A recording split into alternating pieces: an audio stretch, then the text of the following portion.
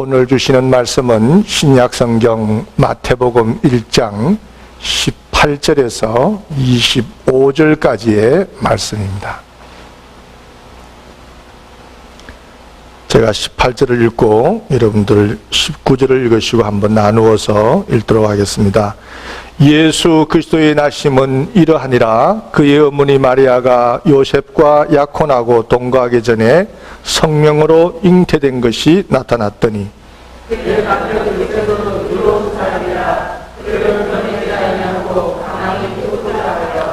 이 일을 생각할 때에 주의 사자가 현명하여 이르되 다윗의 자손 요셉아, 내 아내 마리아 데려오기를 무서워하지 말라.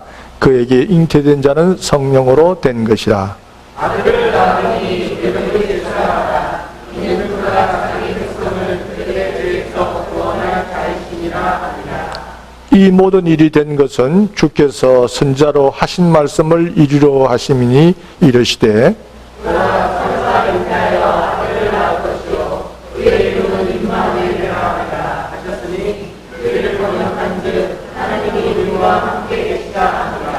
요셉이 잠에서 깨어 일어나 주의 사자의 분부대로 행하여 그의 아내를 데려왔으나 아들을 낳기까지 동침하지 아니하였더니 나음의 이름을 예수라 하니라. 아멘.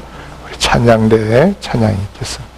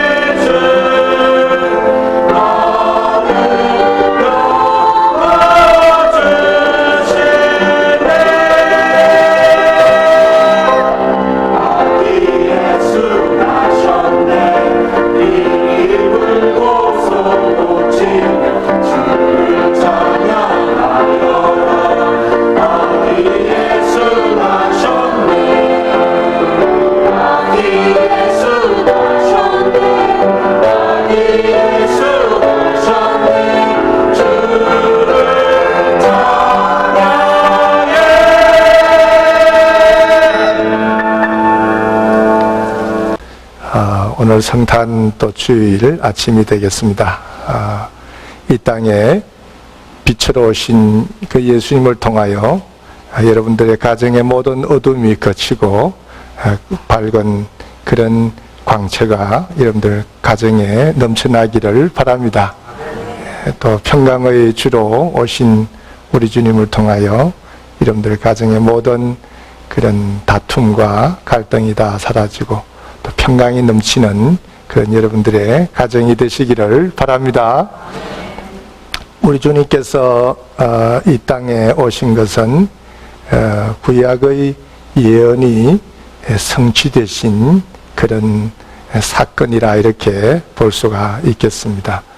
오늘 성경을 보면 미가에 대한 그 말씀, 그것이 이루어지는 것을 볼 수 있는데, 미가서 5장 2절에 보면 이런 말씀이 있죠. 베들레헴 에버라다야, 너는 유다 족속 중에 작을지라도 이스라엘을 다스리는 자가 내게로 나올 것이라. 그의 근본은 상고의 태촌이라, 이렇게 말씀이 있습니다. 예수님 오시기 전에 750여 년 전에 활동했던 그 미가 선지자, 그분이 예수님 오실 것을 예언을 했는데, 예수님 태어나실 그때에 동방박사들이 별의 인도를 받아서 예루살렘으로 오지 않습니까? 그래서 헤롯 왕궁에 들어가서 이렇게 헤롯 왕에게 물어봅니다. 유대인의 왕으로 나시니가 어디 계시냐, 이렇게 물어보는데, 헤롯 왕이 제사장과 서기관들을 불러놓고 그들에게 물어봤죠. 그러니까 그 제사장과 서기관들이 얘기하기를 미가서 5장 2절을 보고 베들레헴이라 이렇게 얘기를 해 주었습니다. 또 이 미가 선지자의 예언이 그렇게 이루어진 것처럼 또 이사야 선지자의 예언도 이루어지죠. 이사야 7장에 보면 보라, 처녀가 잉태하여 아들을 낳을 것이요 그 이름을 임마누엘이라 하리라. 또 9장에 보면 이는 한 아기가 우리에게 낳고 한 아들을 우리에게 주신 바 되었는데 그 어깨는 정사를 메었고 그 이름은 기묘자라 모사라 전능하신 하나님이라 영존하시는 아버지라 평강의 왕이라 할 것임이라. 이렇게 이사야도 예언을 했습니다. 예수님의 이 탄생, 그것은 예언의 성취다, 이렇게 우리가 볼 때 우리 성경에 많은 예언들이 있죠. 하나님이 하신 우리에게 주신 많은 말씀들인데, 그 말씀들이 예수님이 탄생하신 것처럼 우리의 삶 속에도, 앞으로 우리의 역사 속에, 또 우리의 미래 속에 이 예언은 다 이루어질 줄로 믿습니다. 그래서 예수님의 탄생을 우리가 볼 때 말씀은 이루어진다는 것을 믿으시고, 또 여러분들이 어떤 절박한 또 어려운 환경 속에 있든지 간에 성경 말씀 속에서 선포되는, 또 말씀하셨던 그 말씀을 믿고 용기와 희망을 잃지 않고 살아가는 여러분들이 다 되시기를 바랍니다. 우리 예수님께서 그 예언을 성취하시면서 이 땅에 오신 그 목적은 우리 인간을 구원하시기 위해서 이 땅에 오신 것이지요. 이사야 선지자는 이렇게 말씀했습니다. 그가 찔림은 우리의 허물을 인함이요 그가 상함은 우리의 죄악을 인함이라. 그가 징계를 받음으로 우리가 평화를 누리고 그가 채찍에 맞음으로 우리가 나음을 입었도다, 이렇게 얘기했는데, 이 말씀은 바로 예수님의 대속의 죽음과 또 받으실 고난을 예언한 그 말씀이 되겠습니다.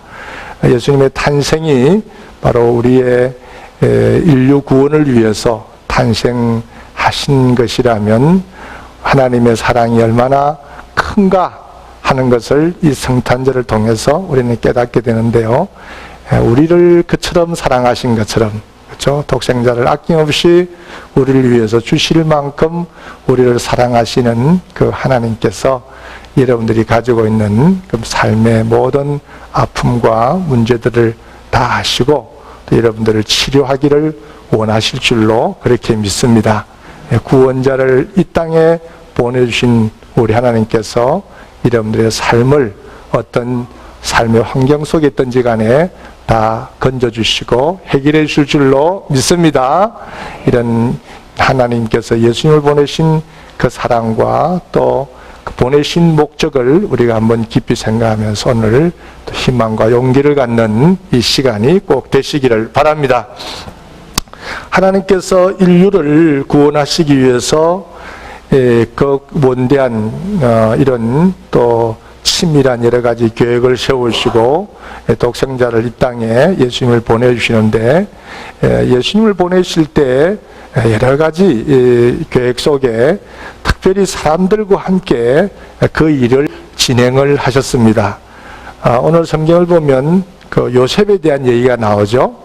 요셉과 오늘 우리가 또 읽지는 않았지만은 마리아도 예수님의 어머니로 아버지로 그렇게 육신의 몸을 하나님 일에 쓰임받게 되는데요. 하나님은 꼭 사람의 도움이 필요하신 분은 아니죠. 그렇죠? 하나님은 모든 만물을 창조하신 그런 창조주 하나님이시고 또 전능하신 하나님이시기 때문에 사람의 도움을 그렇게 필요로 하시는 분은 아닙니다. 그렇지만 하나님은 우리 인간을 구원하시기 위해서 사람을 사용하시는 이런 모습을 우리가 볼 수가 있는데요. 요셉과 마리아가 하나님께 이렇게 쓰임을 받습니다. 예수님 탄생을 위해서.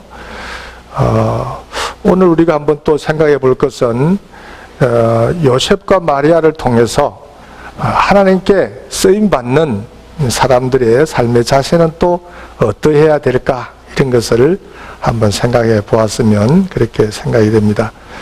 먼저 인류를 구원하시기 위해서 사람을 또 사용하시는데 이 요셉과 마리아가 하나님의 일에 순종하는 마음이 있었습니다. 오늘 요셉의 경우를 보면 본문 18절에 예수 그리스도의 나심은 이러하니라. 그 모친 마리아가 요셉과 정혼하고 동거하기 전에 성령으로 잉태된 것이 나타났더니 그 남편 요셉은 의로운 사람이라 저를 드러내지 아니하고 가만히 끊고자 하여 이 일을 생각할 때에, 이렇게 기록이 됐습니다. 약혼한 여자가 자기하고 잠자리도 갖지 않았는데 아기를 가졌다. 그럴 때 그 남자의 심정이 어떻겠습니까? 아마 요셉은 소문을 내지 않고 조용히 파혼해야 되겠다, 이런 마음도 남자의 심정으로 보면 생각이 생길 수가 있겠죠. 그런데 꿈속에 요셉에게 주의 사자가 나타나서 이렇게 얘기합니다. 요셉아, 너의 아내 마리아 데려오기를 무서워 말라. 저에게 잉태된 자는 성령으로 된 것이라. 아들을 낳으리니 이를 예수라 하라. 이는 그가 자기 백성을 저희 죄에서 구원할 자이심이라. 그래서 요셉이 잠에서 깨어나서 고민을 했으리라 생각합니다. 심정으로는, 마음으로는 그렇지만 그러나 주의 사자가 말씀하신 것이기 때문에 그 말씀대로 이 마리아를 데리고 오죠. 그리고는 아기를 낳을 때까지 잠자리를 함께 하지 않습니다. 인간의 욕정이 하나님의 구원의 역사를 이루는데 걸림돌이 되지 않을까 하는 그런 마음으로 요셉이 그 주의 사자의 그 분부대로 그 역할을 잘 감당하는 것을 볼 수가 있습니다. 이것은 요셉이 가진 어떤 순종의 마음, 또 한편 하나님의 일에 또 자신을 드리고자 하는 헌신이 이 속에 있지 않겠나, 이렇게 생각을 하면서 이러한 희생과 헌신, 이것이 하나님의 일을 완성하는 데에 우리가 가져야 될 마음이다, 이렇게 생각을 합니다.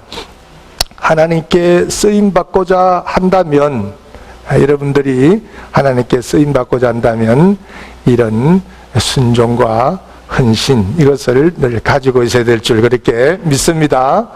우리는 요셉의 경우를 봤지만 예수님은 육신적으로 아버지가 요셉이고 어머니는 마리아이지 않습니까?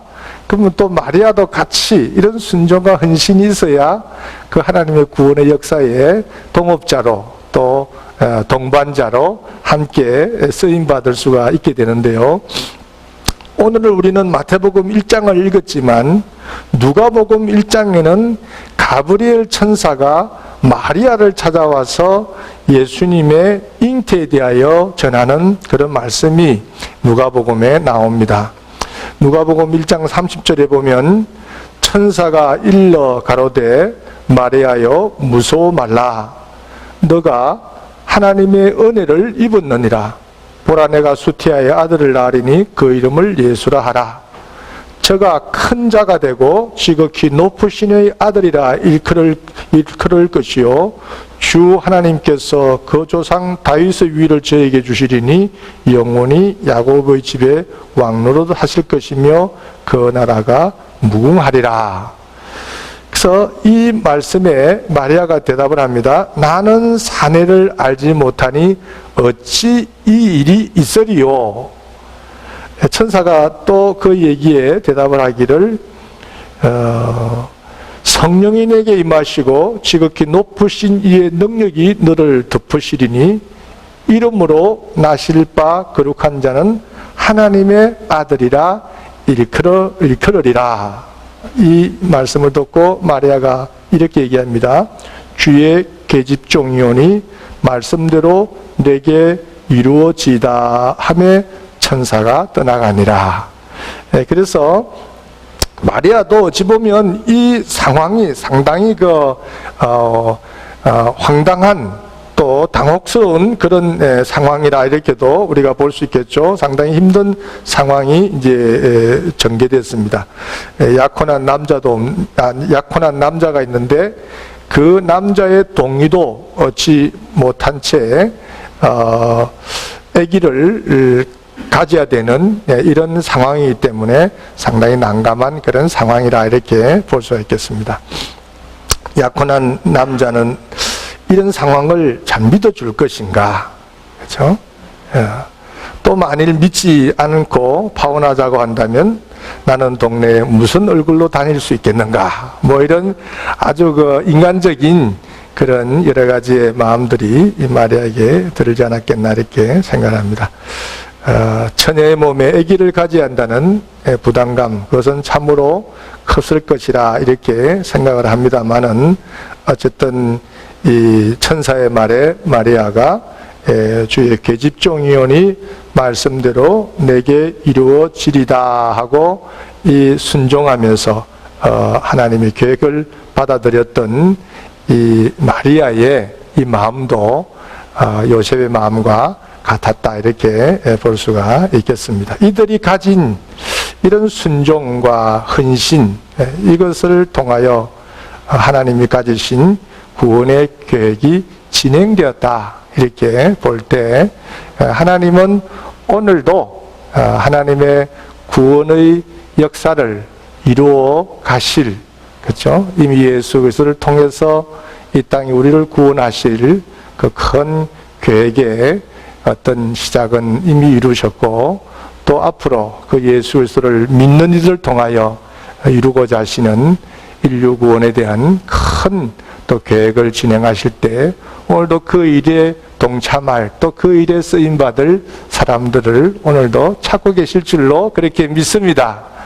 누가 내 일에 합한 사람인가 하고 오늘도 이 땅을 보시며 사람을 찾고 계실 텐데 여러분들의 마음에 요셉과 마리아와 같은 순종과 헌신의 마음이 있어서 하나님 일에 동참하는 그런 여러분들이 다 되시기를 바랍니다. 오늘도 하나님은 우리에게 인류 구원을 위해 너를 사용하시겠다 이럴 때 우리는 이 요셉과 마리아 같이 주여 쓰시옵소서 이렇게 이제 순종하고 자신을 내놓으셔야 될 텐데 우리가 하나님의 일을 할 때 그 하나님의 일이 어떤 경우에서는 참 부담스러운 요셉과 마리아와 같이 아주 부담스러운 이런 경우도 있고 또 뭐 그렇게 부담스럽지도 않은 일도 있습니다. 그래서 아주 부담스러운 일이라면 기도라도 한번 하고 이것을 내가 감당할 수 있겠습니까? 하면서 물어라도 볼 수 있지만 어떤 또 하나님의 일은 또 지극히 하찮은 일같이 느껴지는 그런 경우도 있습니다. 마치 예수님께서 태어나실 때 어디서 태어나시죠? 마구간에서 태어나시는데 예수님이 무구실, 그죠?